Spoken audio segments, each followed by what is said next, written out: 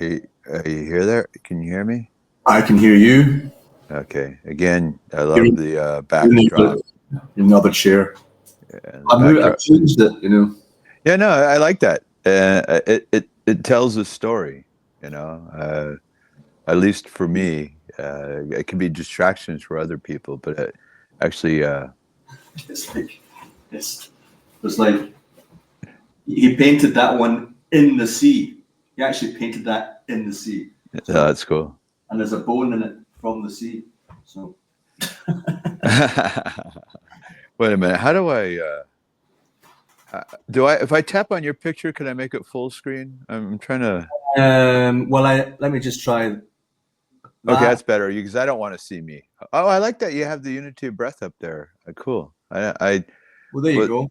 So that it looks as if I'm just here, and there's a voice coming from somewhere.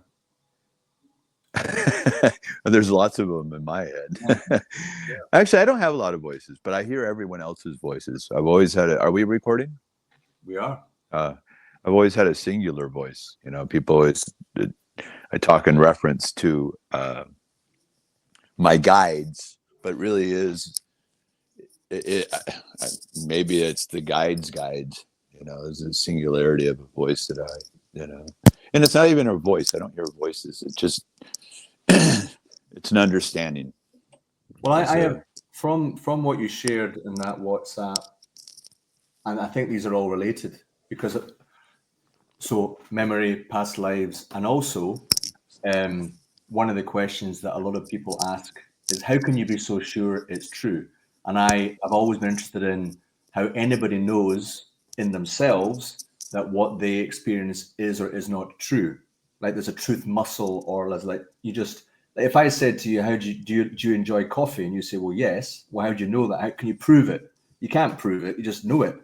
So it's like how when people talk about past, a lot of people just say that's nonsense, but memory, past lives, breath, that's all. I'm interested in that at the moment. Yeah. I'm reading. I like Steph. I mean, I've heard a lot of it before, like a lot of the Edward Casey stuff, a lot of channel stuff, and I love it. I like it. No, and it's multi-dimensional beings. Well, I mean, let's talk about Edgar Casey. Edgar Casey, he went into a trance, and to be able to, but what was a process to get into trance? Einstein paced back and forth, thinking about a problem. And while he was doing that, often he was smoking a pipe. So he might have been getting dirty air in, but at least he was getting air. And the process of walking is working the pump of getting that air through the body. Just to say, Chris, I don't know if your microphone is. Oh, I might have been covering it, sir. Yeah. Are we there? Or it's pulling against your. Yeah, thought. It was. Did we? Yeah. So that people when that Einstein called it the thought experiment. And so he would ponder it, but just sitting there still, it's the pacing, it's the walking, it's the thinking, it's the clarity, it's the getting because as you think, you're creating acidity. And as you create an acidity, if you're not moving that acidity out of the brain. And so then it slows your thinking process, your whole neural process is being slowed down. And that's long-term buildup of acidity without getting out is what really leads us to dying. You have irreversible cellular damage when you stop breathing. And we don't die from lack of oxygen. We die from lack of ability to get the metabolic waste out of the body anymore.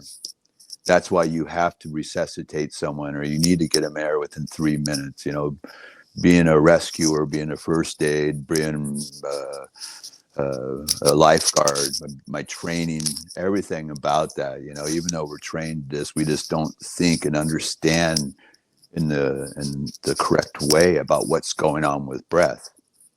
It's all about exhalation. And when you really exhale deeply, then it's so much easier because of all the resistance that you're being held in everything that has to do with breath, especially the simplistic thing of what we call our spine. and then the rib cage and all the intercostals that are holding all that and binding it, and keeping us taut. And so there's so much resistance to it. But if you start with an exhalation, it's easier to get an inhalation. But it's all about acidity. Thought is all about acidity. When we do studies in the MRI and the imaging, when we're looking at the brain function, the areas of the brain function, we're looking at oxygen consumption in those areas. That's what we're studying. But oxygen is an oxidizer. That's why it's so important to get antioxidants in all of our foods. Well, the biggest antioxidant that we have is exhalation.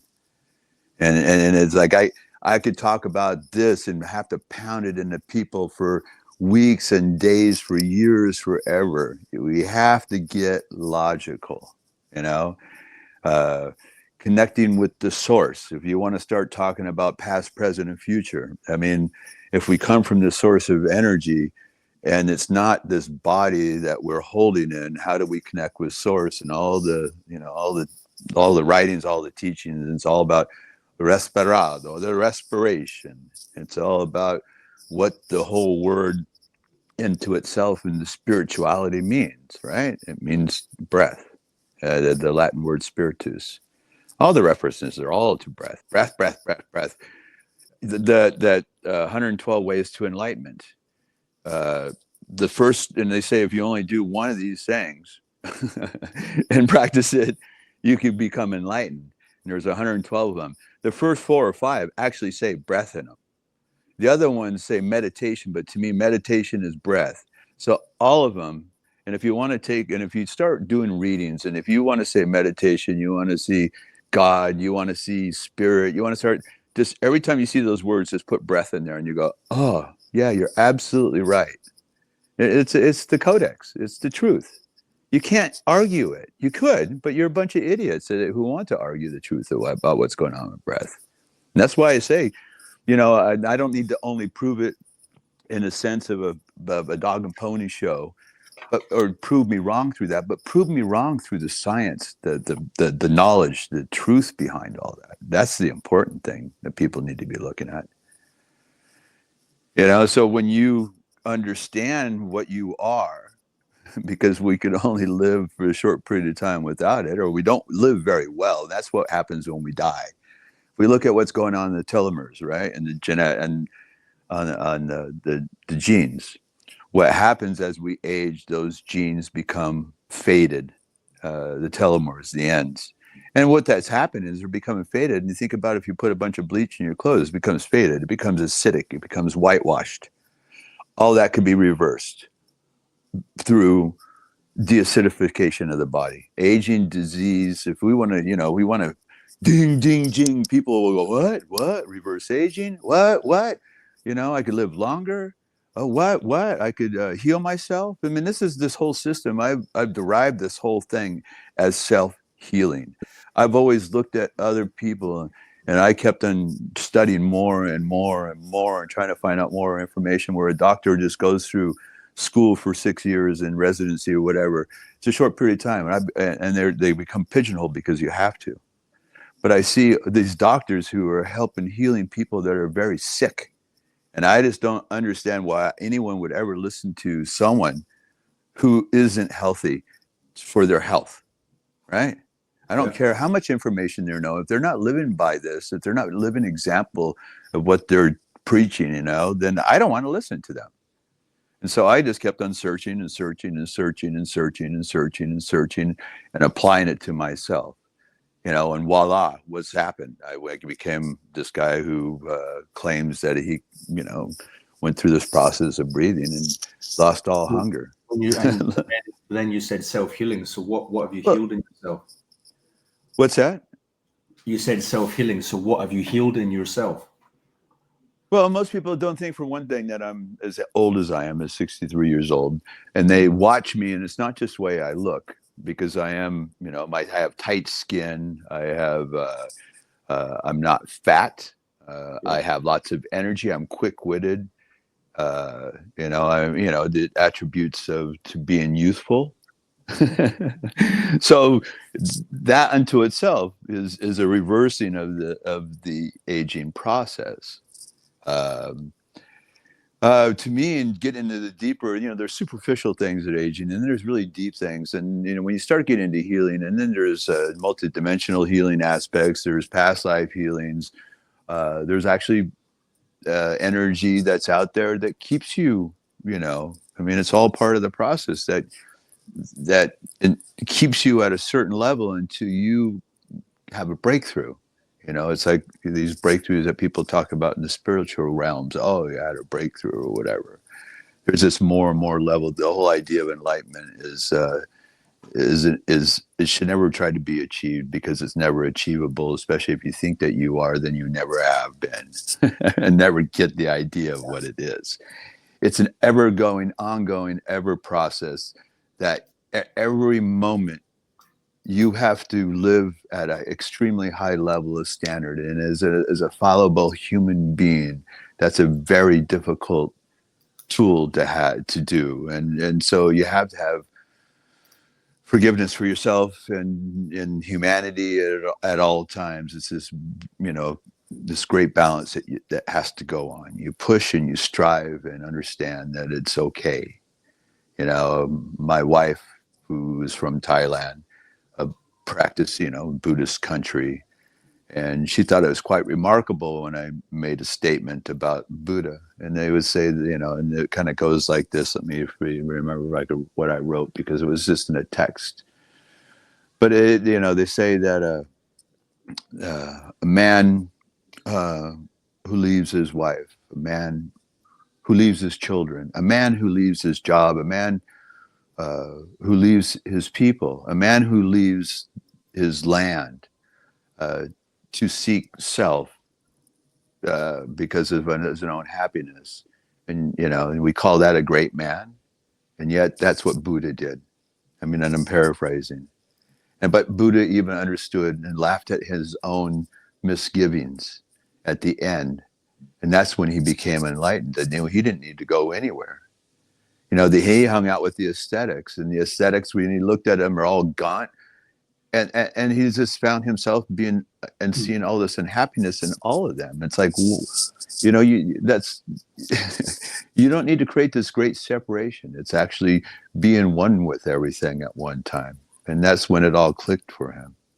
But, those are attributes of what we consider not a very good man. Yeah. So but that, you could say over time, he's, that kind of idea has liberated millions. It's, again, these are all opinions and mind stuff. I'm interested in the two cards on your wall. One was memory, memory and breath.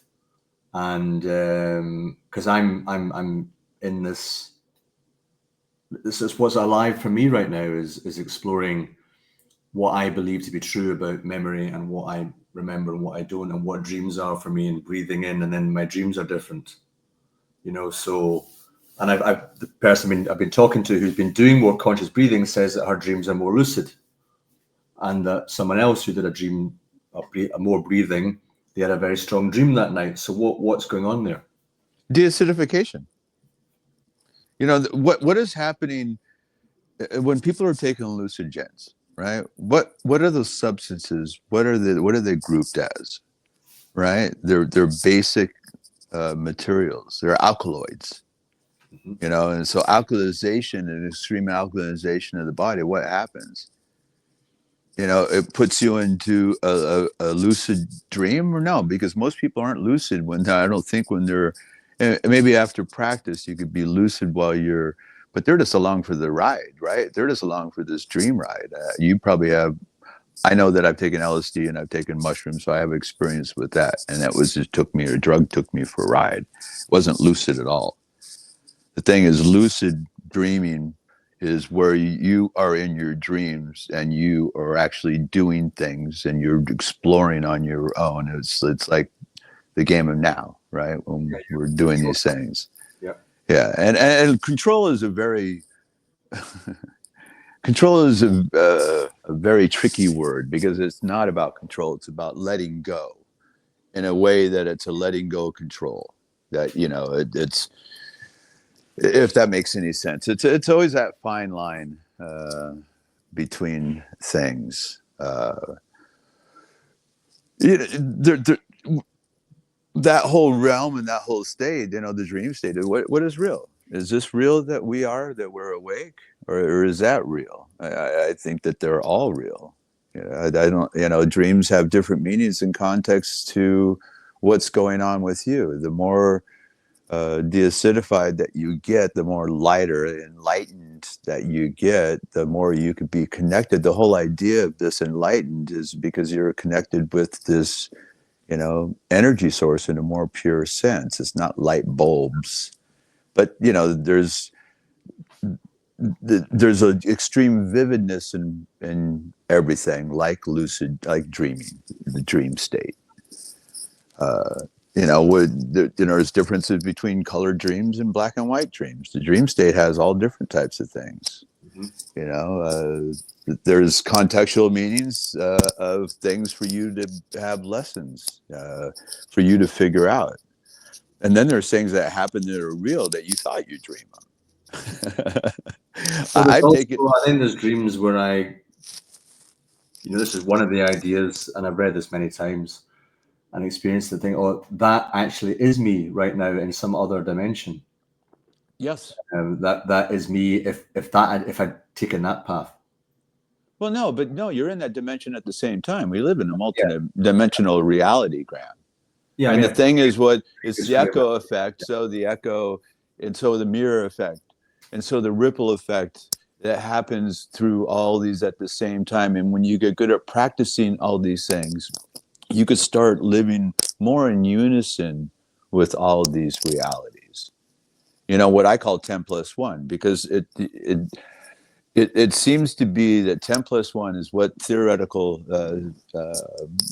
physicists or astrophysicists or whatever it is that are recognizing as being what string theory is.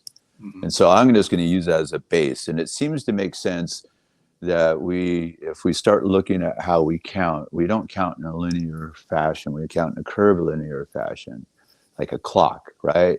And as it gets laid down like a clock, and if you look at a clock and it lays down, what it really is doing is laying down a spring of time. So time, and we talk about time crystals, but crystals themselves are the 1 through 9. And then one revolution of the spring is actually 10, because it actually is one circle, right? I mean, what was 1, 0? It's one circle. Mm-hmm. And then what we would do is 11, 10 is 9, and 10 is 1, because 1 plus 0 is 1. What is 11? 1 plus 1 is 2. And so you start counting again in this curvilinear fashion, and it creates and lays down a spring, what is time. If you look at an album and how it lays down, right? It's a spring on a one-dimensional, but it actually has waves, right? It has these grooves, but it's a multi-dimensional spring on a one-dimensional expression, a CD-ROM. All of these things, you know, that's the essence of time. And what is a spring? Genetics.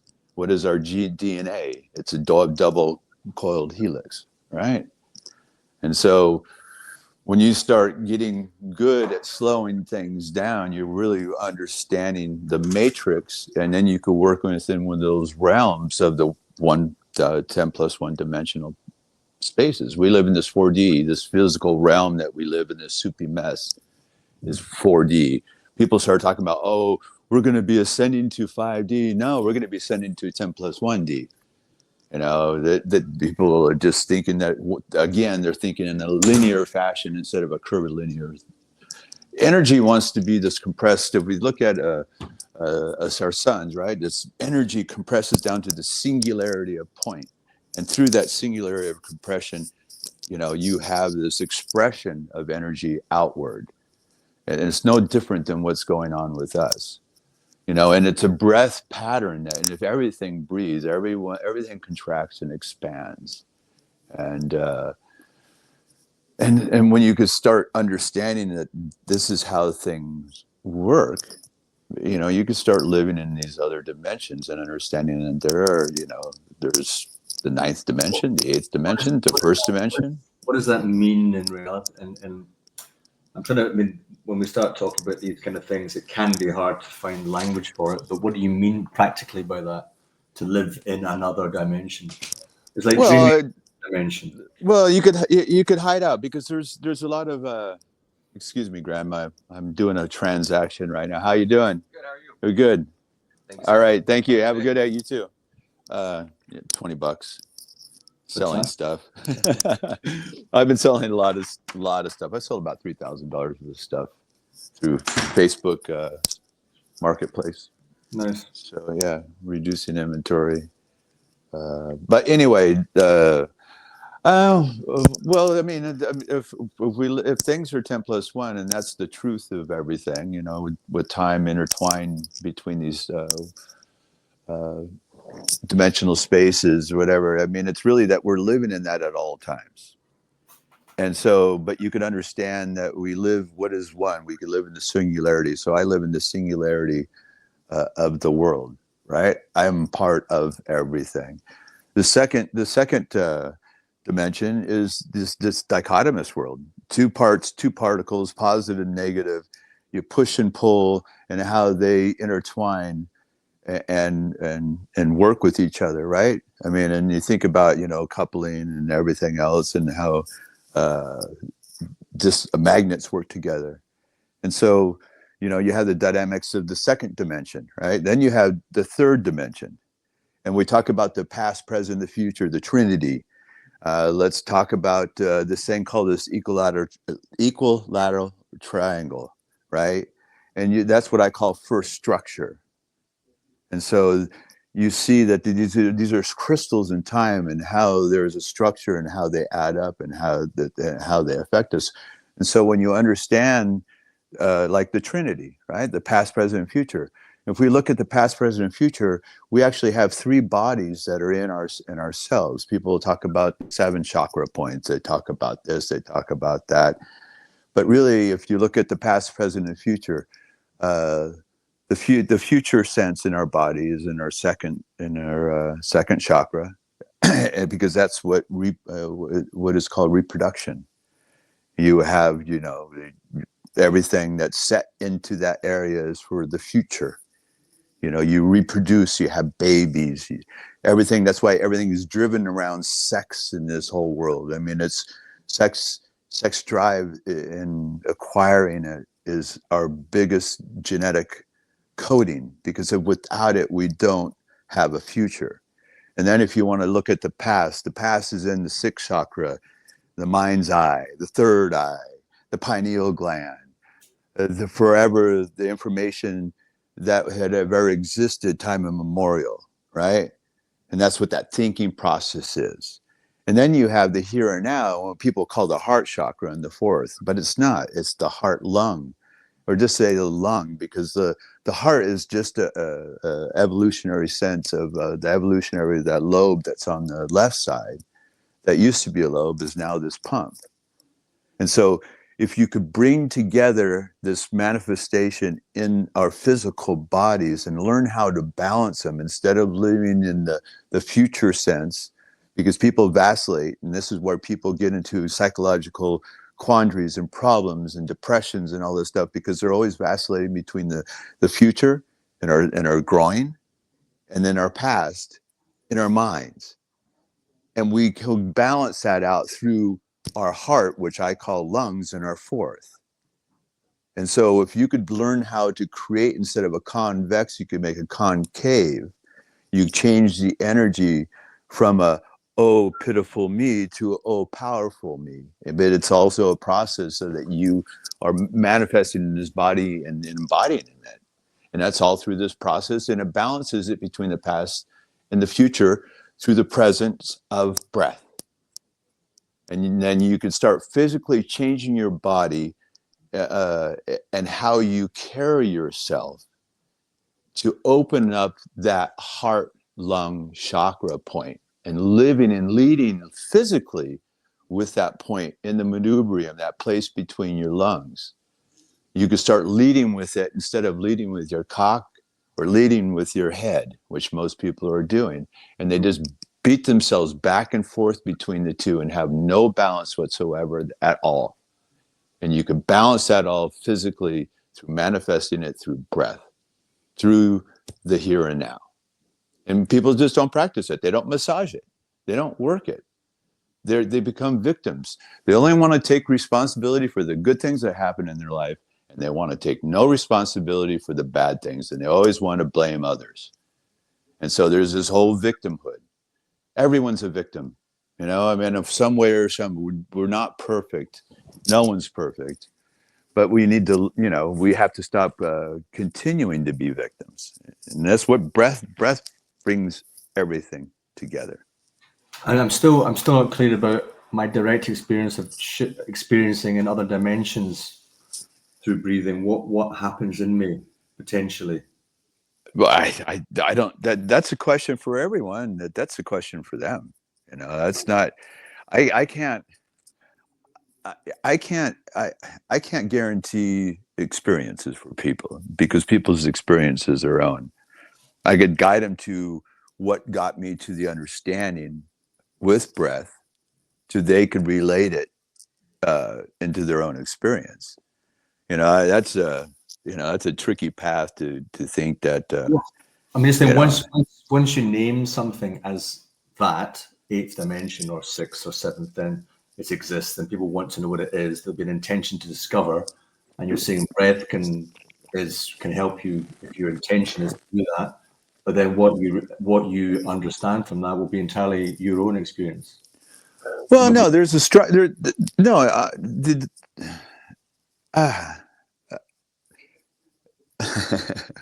There's. I mean, it's so hard when you start getting into some of these deeper talks without having more context and anyway. Can you provide the context in order to get? Because my view is people who are interested in this will want to know, and they'll be curious. You know, I'm representing that kind of curiosity. So what is the previous context I need to understand to get to that? Yeah, no. I'm actually trying to figure out I'm trying to figure out what the question is. And I'm kind of at the same time. That's why I'm maybe so we need to. If I am experiencing, if I'm looking out in this physical body, which is just part of a multidimensional self, I see trees. I'm seeing with my eyes little tiny parts of the universe. I'm hearing things. That's what we call four-dimensional experience. There's a concept of time. I see things changing, moving. Therefore, there's time. Fifth, sixth, seventh, eighth. What is the difference between each of these dimensions? More complexity. Right. Because, you know, as you add on, so number 5, number 6, so you have a more complex, that's where, you know, geometry comes in and shapes, you know, pyramidal shapes, diamond shapes, you know, and it's not necessarily I don't think that it's necessarily important, and maybe what it is, people going and living in these different realms. I mean, there are realities, or whatever you want to call them. It's just that they're there. There is a basis of all things called harmonics, mathematics. To me, there is if you know, there is a identifiable thing that's going on, right? The singularity, the singular point in time, and starting, you know, and I'm just talking about what is going on in a mathematical sense or a structural sense, sacred geometry and how things are built. Is it so important what's going on in each one of those? No, I mean, it's a baseline for you to understand that there is this multidimensional reality, this 10+1. And if we only concentrate on living in one aspect of what this whole thing that we live in the future, I mean, in the past sense, everything that's up in this brain is time immemorial. And so we always identify things with our sight, our smell, our hearing, our taste, right? But we're just so much into that. My point about this living in this third understanding of this past, present, and future is that we are out of balance because we're not living balance between how structure develops, and that we hold it in our bodies, right? And so if we're only identifying with everything that we see on sight, or what the smell is sight, it's a sight in a way. if we look at the universe and how the universe is, or the energy, what we know about it, light is only about 4 to 5% maximum of what we know. Because it's only we have 96% of it is what we call dark energy, dark matter, and yet we don't know what this darkness is. So if we perceive everything in this past sense, and everything that light is the past, because it's not, because light's traveling, but it's, when we see a star out in space, that star could be dead by now, because by the time that gets to us, it's non-existent. So we just identify too much with this out of balance thinking, because everything is, if the truth lies in light, then we only know 5% of what's going on in the universe at any given time, at best. That means we fail miserably in understanding the overall. So we have to get out of this dimensional reality. To me, or way of thinking that's out of balance with our senses in our head, which is past. And we, well, I know from my journey, I know that ancient Taoism for long years, that through presence, through this is like this Eastern and more breath-orientated cultures, let's call them that. All these stories came from that part of the world. Whether we call it West or East doesn't really matter. Depends on where you put the pin in the map. right. But it's that that through presence you can be sitting in a chair and you can travel anywhere you want. Correct. So it's not to do with the physical body. It's to do with, we're way more than that. And I think that, for myself, and I know that others that I have known and talked to, it's like, how do you do that? And you're saying, well, through breath. Absolutely. Guaranteed. If you understand and work the mechanisms of breath, the breath is, oh my God, just think about the euphoria effect, about laughter, right? I mean, even about crying is such a great feeling. Yeah. What does the euphoria come from? And you think about when people have sex and they have an orgasm, right? There's this ventilated, hyperventilated breath. For me, when I was, out there on my bicycle and going 73 miles an hour, going downhill, pedaling as hard as I can, at the same time going down, streams grade, and just the exhilaration with the breath, right? And if you hold your breath, if you're doing those things that you just don't, it limits the power, because then you become tense.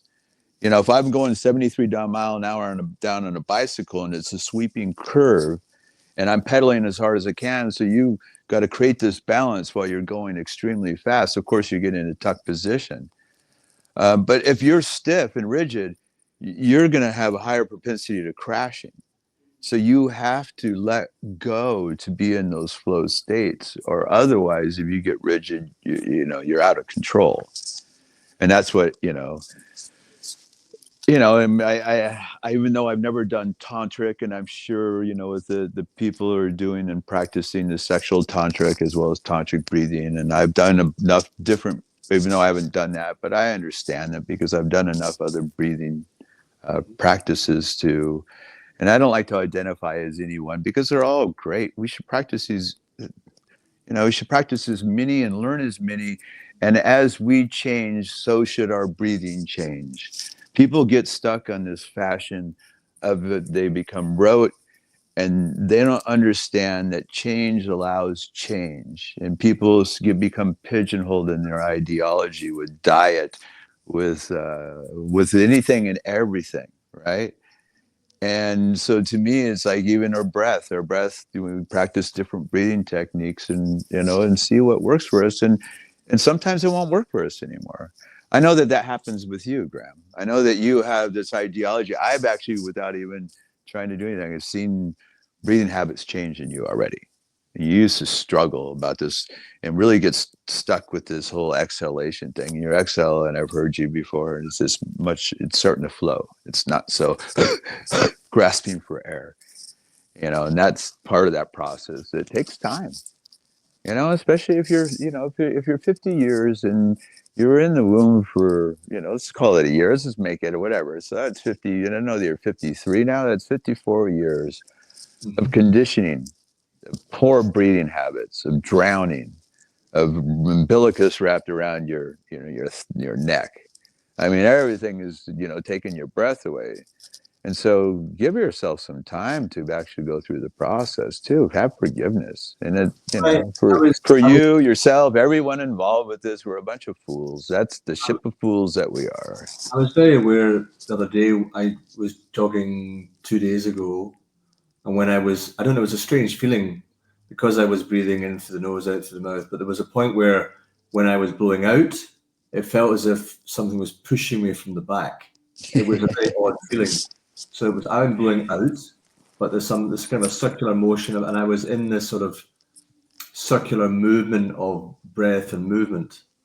And I felt as I was breathing out, I was being pushed from the back. It was a very interesting feeling.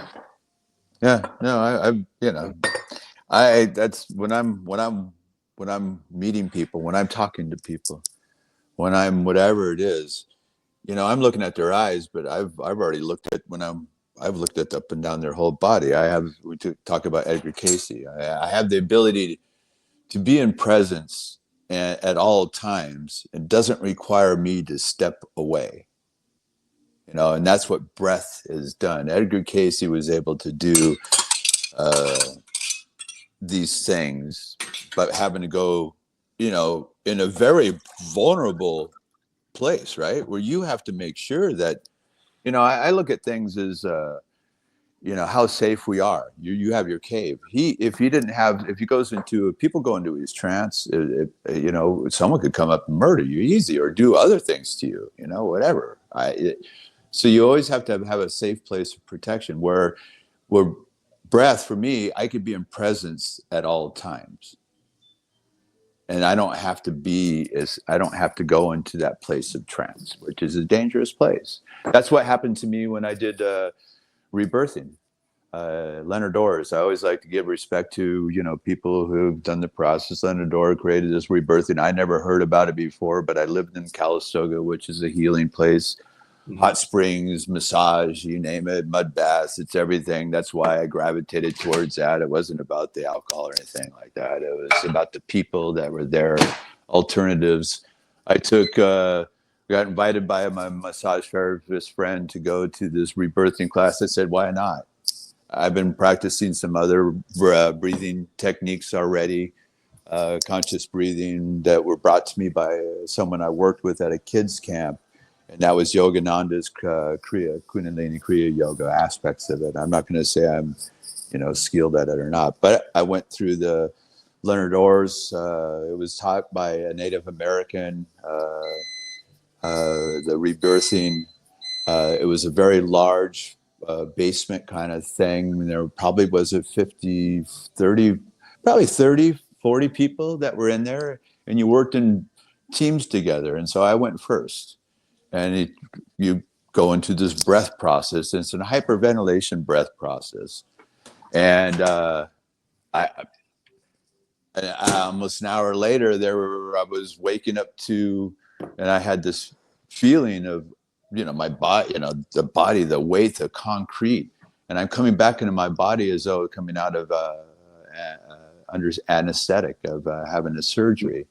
And it was a very hard thing for me to want to get back and, feeling and waking up and as I'm waking up in this processing, I hear all these noises and all these sights. I mean, vision was blurry and these noises and people chatting all around, talking.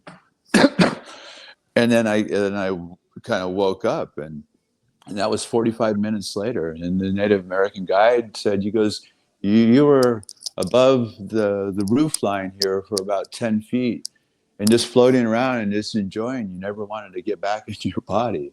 So he had to guide me back into it. So I think certain thing. I never practiced that breathing technique again because I thought it was quite dangerous to do, because that brought me back where people go. Rebirthing is bringing back the birth trauma, or your past trauma. And for me, when I went out of body, that reaffirmed my understanding about myself, that I am not of this body. I know that I'm a walk into this body, and that could be a whole nother subject of, of course, of talking, but that's immaterial. I don't need to prove myself to anyone in the information and who I know I am, because certainly no one else knows who I am.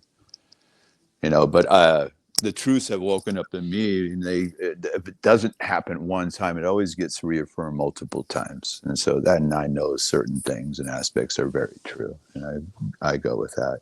Yeah, I feel I've been at least 2 or 3 different walk-ins. Yeah, My experience for some reason is when I somehow ended up in extremely dangerous experiences with like violent criminals, and I go so in my body that I come back in, something else comes back in. It's not the guy who was in before, but I survive it. I somehow face intense fear, and then it's like, okay, something else comes in. Whether it's the same being with an extension, I don't know. I don't have a language for it. Yeah, well, and that's soon to be discovered. That's it, and that's why people, it's dangerous, and it's not dangerous, but having suggestions. I offer multiple possibilities, because there are multiple possibilities to any scenario. But there are people out there, oh, well, this means this and that means that, and that's nonsense. People are too quick to judge upon their information, and they have limited abilities in themselves to understand themselves by God. When you start getting into breath, all these things like you talk about, they become more clear. And you understand that you have more control. If you could set your body into a state of instead of dis-ease, into ease, right? A homeostasis where your energy is just flowing, but you don't need to use too much energy. You're conserving energy, right? And that's what meditation is about. That's what the martial arts are all about. And those are all aspects of breath work. But most people just practice their martial arts for 4 or 5 hours a day if they're really into it. Some people just do it once, 3 times a week. But why aren't we practicing these breathing techniques at all times, a state of presence? I mean, the words are, I just keep on saying the same things and leading back to the same thing, because everything leads back to breath. And all of those answers you're looking for are all within that breath, because breath is source. And it's quite simple that we all come from that energy of breath. And what is in breath? And if we want to look at nitrogen, we're always looking at breath and say the components of breath. Oxygen is only 20% of every single breath we take. Nitrogen is 80%. So we should start looking in science and looking at what about nitrogen, and why is nitrogen important in breath, or how can it be utilized better to make us better breathers as well. Nitrogen is a key component to long chain amino acids, the RNA and DNA of the body. Yet to say, science says that we only assimilate a little bit of nitrogen through breath. But the thing is, though, maybe through the training methodology, you can start assimilating more. But if it's that much more powerful, 4 times more than oxygen, which oxygen is an oxidizer, then maybe we could start getting somewhere and understanding the science behind breath. And we could start looking at breath and studying it in a proper mechanism. Why are we studying something that's 4 times less? And I don't have the answers to everything, but I sure have a lot of questions, and I have a lot of questions to be able to pose to top scientists and, prove me wrong. When you start getting to deacidifying the body, when you start getting good at getting rid of the shit out of the body and becoming efficient, most energy is required to overcome our weakness in our body, because it's inefficient. We're always fighting itself. And the thing is, when you need less because you have less tension in your body, then you become, you know, uh, Bruce Lee said, "Be like water." I say, like, be like air, be like breath. There's also, I perceive that for a lot of the tasks that people do in the world, particularly with computers, there seems to be an amount of tension that is required in the body for them even to do it. So if you were relaxed and at ease, a lot of it you wouldn't do. You just wouldn't do it. It's like, why am I doing this? No, you can. No, it's not necessarily true. You can be more efficient at it, and you can enjoy it more. You know, the thing is, if you're just think about in the typing position, you're putting yourself in a disadvantage for breath by sitting, but then you're putting yourself, and your energy is curled over your chest down into your gut, and then you have no breath anymore. And so you are actually what you're doing is creating tension through all the spine, and so then you start having shoulders rolled, you know, and then you can't breathe up into your lungs, and you're all locked up into your neck, and your neck can't turn, a flat back, no curvature to the lower back, hips are, you know, underneath us and not, you know, so yeah, I mean, I could go on and on about posture. We could talk, that's about how breath ties in with yoga. You know, I call it, when I'm out in the garden, I call it garden yoga, because what I'm doing is I'm working with my breath in a fashion, and I'm stretching at all times. I'm purposefully, intentionally working with my breath and stretching, bending down. You know, what we normally do instead of this rote thing that we think like with yoga in this linear fashion. Yoga, when we see all those charts, you know, that's something how the body could be perfect. None of us are that way. And that's a very linear fashion, side to side forward. But if we are, you know, our energy is circular, if it's curvilinear, if it's all springs, which it is, because DNA is a spring, you understand that it works in 360 degrees. And so we should be moving and stretching and breathing in a more of a curvilinear fashion, i.e. the basketball, the yoga rolling ball. Mm-hmm. And that's where you get into the couch and the bed, and you get into angles when you're using breath and letting gravity stretch your body while you're breathing in this curvilinear fashion, not just this linear way. And so that's where you start opening up the body, releasing all the tension that's held. When you release the tension, release the acidity, and then when it gets released, then you could exhale it out. And so that's where the healing process comes in. And the idea of rolling on balls and stretching is because, you know, and also tapping is a great thing to do, because you're bringing in recognition when you do breath for the mind, that thing that's up in our skull that we have give too much credence to. Well, if you tap on your fourth chakra, your heart, your lungs, right in the middle of if you tap on that while you're doing breath work, it's going to send this neural process, go here, go here, go here. This is, you know, and what you're doing is you're bringing breath into that area because it's bringing that neural process. Yeah, so you could bring recognition to the whole body, overall body, by doing breath work and tapping all over the body. I'm just going up and down the chakras, going up and down the back chakras, going into the hips, going into the chest, going into the legs, going into the feet. You know, and what you're doing is you're just getting the energy flow into all these areas. It's actually self acupuncture, acupressure, whatever you want to call it, and there's another process of the healing that could go on through breath work. I was going to ask, what it just came to me as you were sharing there is about, you know, I'm aware that we will most likely be asked, can you create a program? Give us a sample program. You know, how does it start? What are the 6 things that, you know, take 6 hours or 2 days? Are you saying just to go for, it's a flow?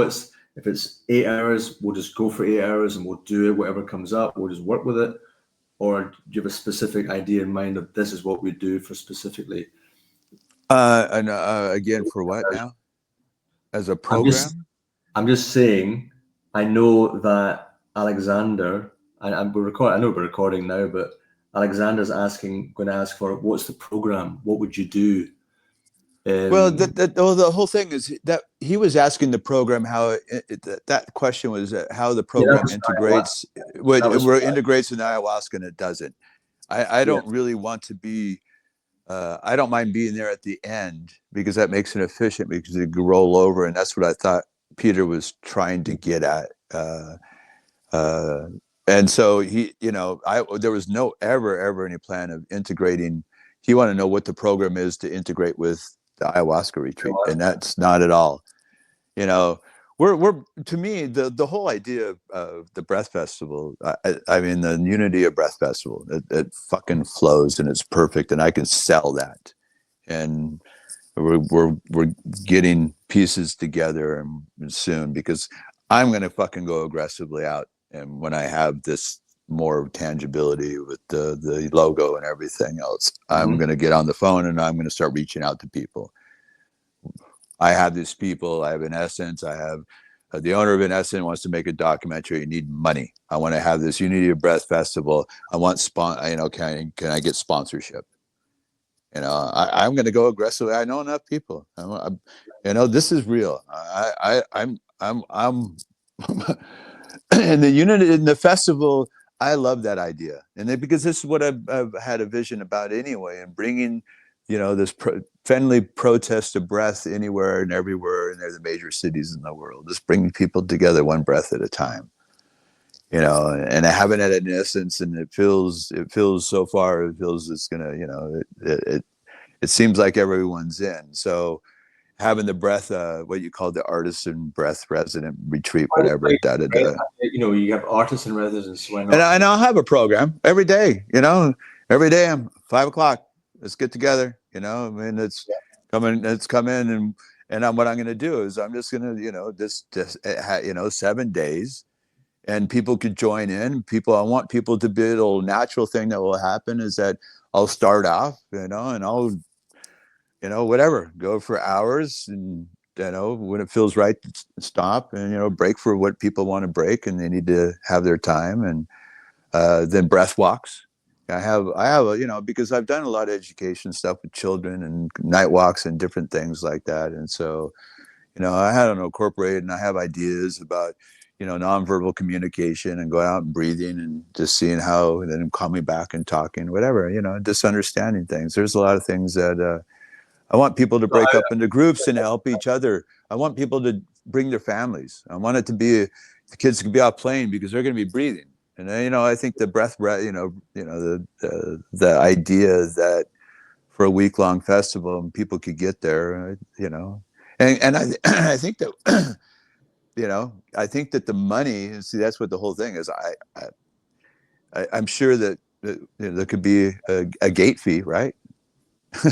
Yeah, sure. Daily gate fee, renting space to put in the tent and all that. That's why I said that we have to get into nuances of that. But I don't know how they do that and how complex that is to organize and get structured and all the different permissions for. I don't know. But that's Alexander's response. Right. Well, I know. I just think if people came on the third day, not the first day, then how do they get the information if you're doing other things on the third day? I start every day. I mean, and then it doesn't matter. I mean, every day is, that's what a practice is anyway. I mean, you have to set patterns, and so people all to start every day will start with the basic start. It's just a repeating of itself and integrating. People could step in anytime, they could step out anytime. That's you have it, and I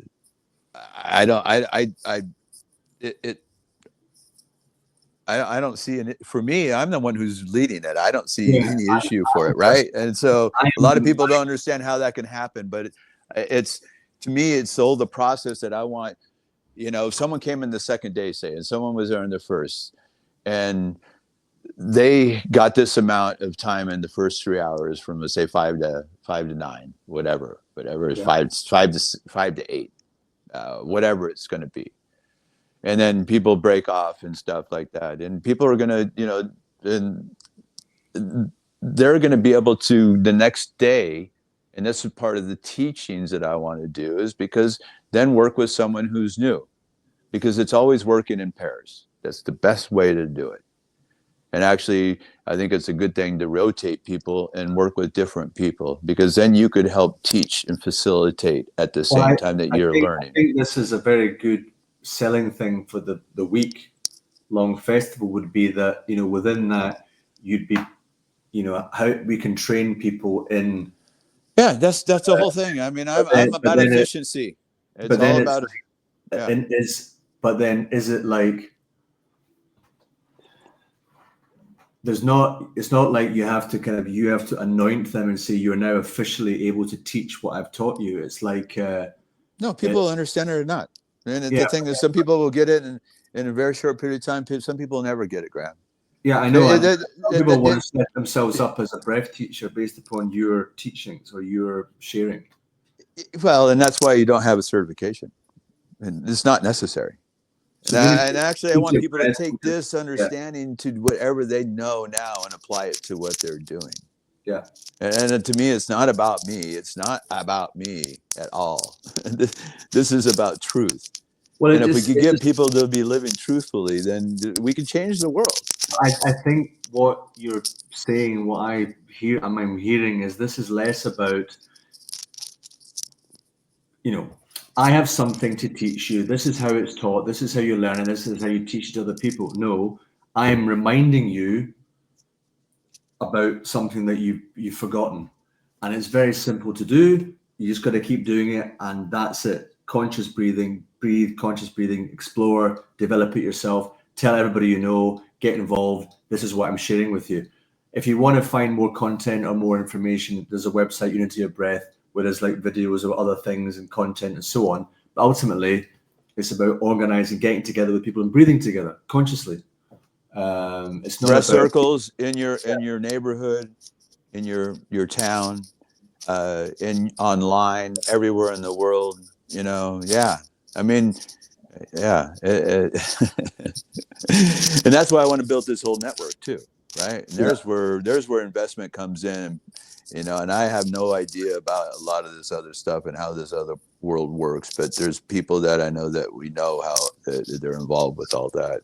Mm-hmm. Because then you could build this whole network, the greater network, your own, you know, YouTube, not YouTube, Facebook.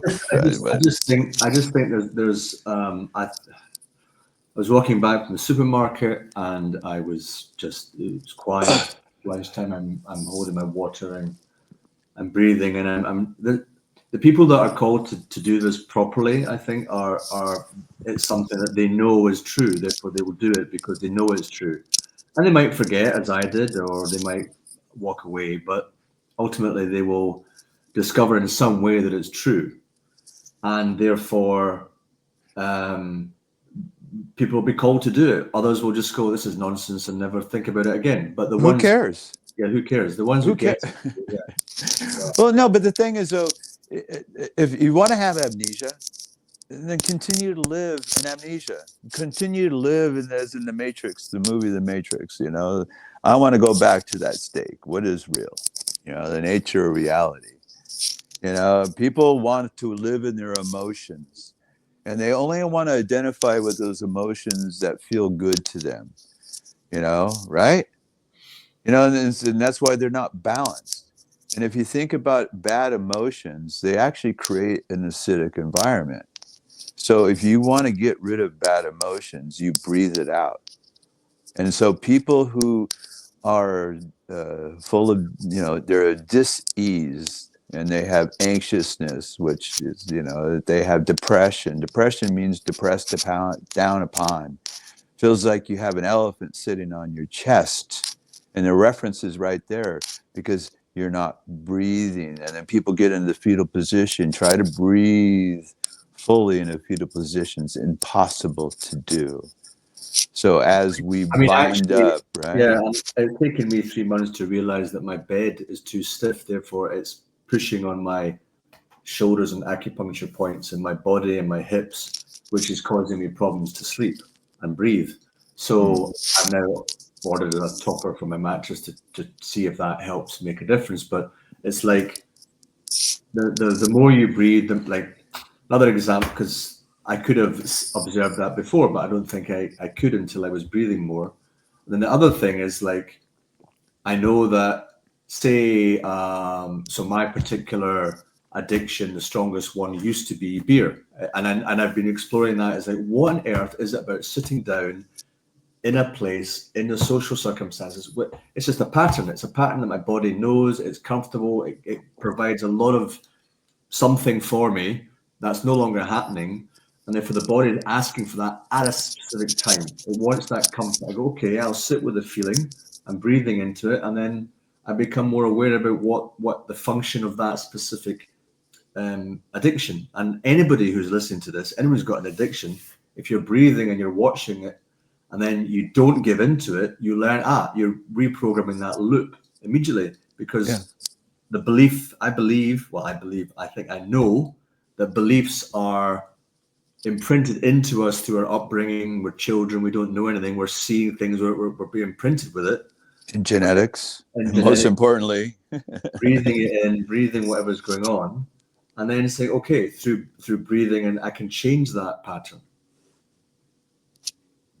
Yeah, I mean, to me, all conditionings are set through a process of breath.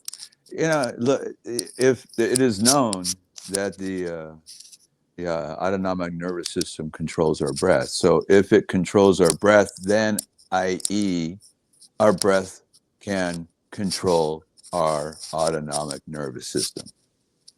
You know, we don't have to be controlled by our nervous system, and we don't have to be controlled by our genetic predisposition. We don't have to be controlled by our upbringing. We don't have to be controlled by society, right? We can control it if you have a controlled breath.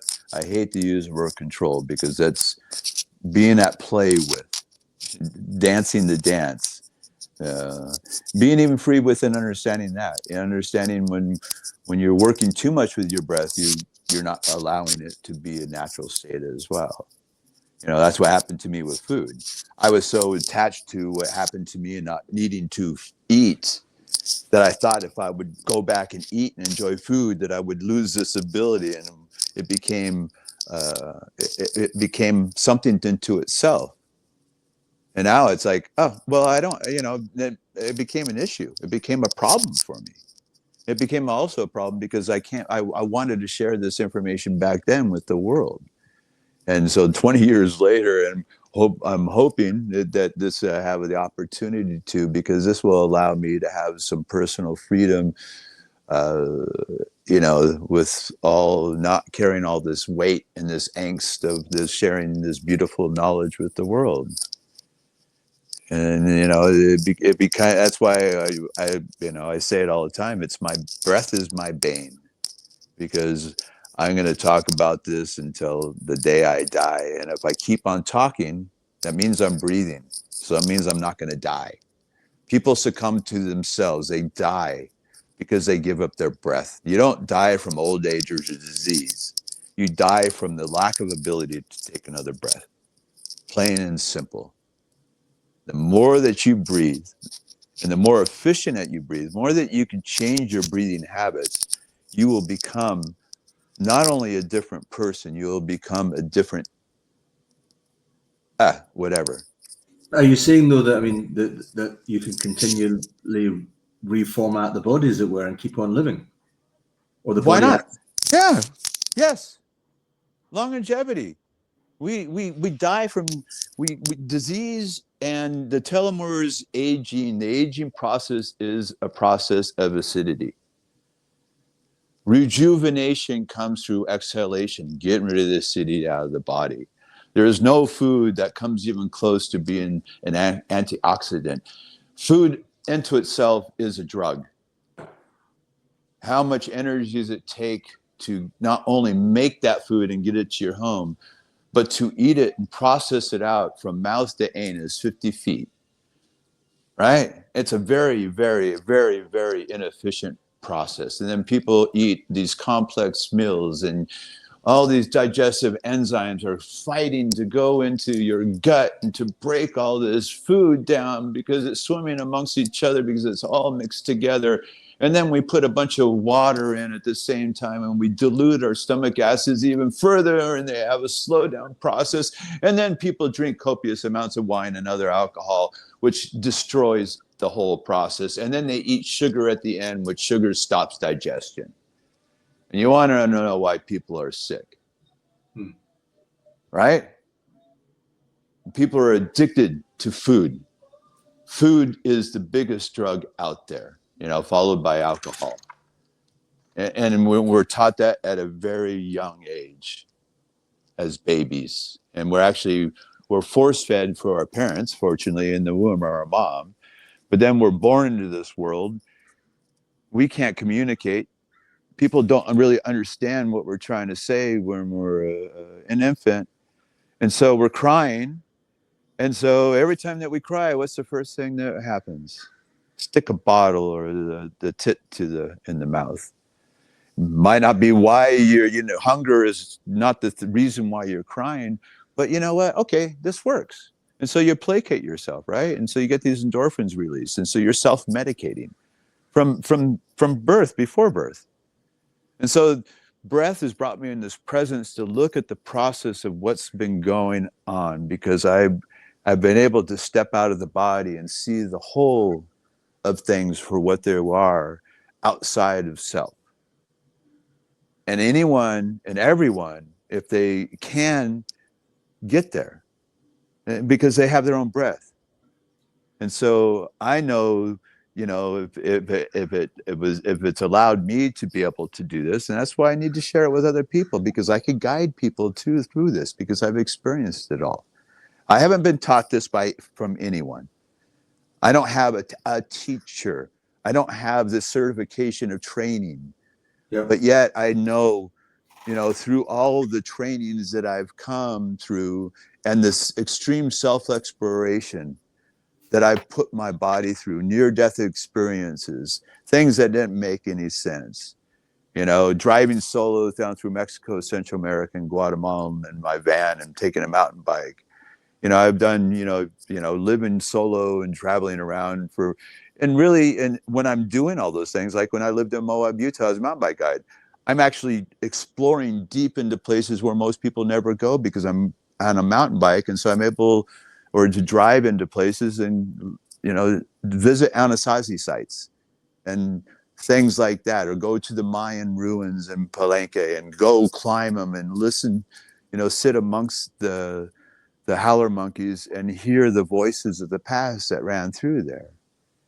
I've been able to explore firsthand, not through a book, which I've obviously done a tremendous amount of that, but through understanding what is knowledge. Knowledge is to know something. You cannot know something through a book. You can only know something by experiencing it. And so the experience that I have in the background and searching for the meaning of life, my whole life has been on this quest, Graham. Mm-hmm. I at 9 years old, I was contemplating death, and not in a morbid sense, but in a sense, it's like, what is the meaning of life? And I've been looking for it, and I found it when I woke up to breath, and I laughed how stupid we are. Even all the scientific training, the scientific communities, and it's all driven about food. It's all about this. You can never see the whole picture if you're in it. You're only, and that's what Copernicus did, and that's what Galileo after him. And why the planetary movement made sense is because we took the Earth out of the center and we put the sun into the center. And then all of a sudden the planetary movements made perfect sense in a curvilinear fashion. I've been able to take it to a different level with breath, and I could see the truth because I am outside of it. And everyone could be in that place through breath, because that's what we are, Graham. I'm doing this not because I'm special, because I've tapped into what we all are, what Einstein, what Tesla, the Copernicus, all the greats, Galileo, all the greats in the past, all tapped into that same source, that creativity source, the God source. To be like God is to create, and that's why their expression, that's for me, my creation. I'm an orator. I have to speak this into existence. No paper is ever going to be able to do that, because no piece of paper is ever going to be able to talk with the passion about this and be able to guide people. I'm willing to do this, but I can't do this forever, because just like what happened with what's his name, the seer that had, we were talking about him earlier, from Georgia, Edgar Casey. It took his life. People require too much of you. I don't want to do this because of popularity. I don't want to do this because I don't want people sucking the life out of me. I want to put this down. I want to make that's why I want to build this thing. I want to dedicate a period of time for it, but I need my time and my space, because there's so much more that I could bring in as well to help guide. Because I have to stop at some point in time. It's too much. It's an overload. Yeah, so it's basically it's a good time to stop the recording. Okay, that's a good ending. Hang on, I'll hang on, upside down. Where are we?